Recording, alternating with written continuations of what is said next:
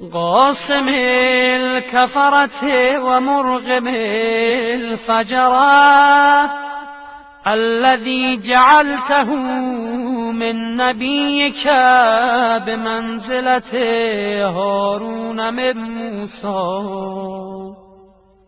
اللهم والي من والاه وعادي من عاداه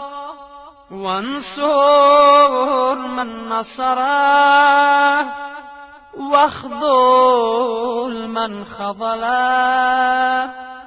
والعن من نصب له من الأولين والآخرين وصل عليه أفضل ما صليت على أحد